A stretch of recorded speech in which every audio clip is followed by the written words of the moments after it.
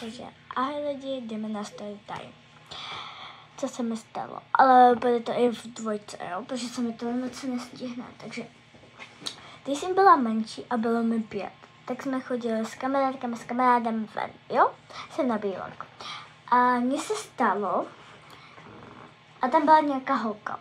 A ona měla plšáky, želvu, prostě 2 želvy. A ona se s tím hrála vždycky, ale nás strašně strašila. A my jsme jí nevěřili, tak ona říká, tak pojďte za mnou k ty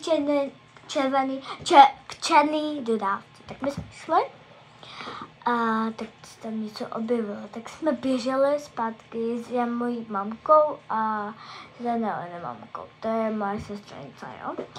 A potom tak ono se čilo mýho kamaráda a to bude další, bude ve dvojce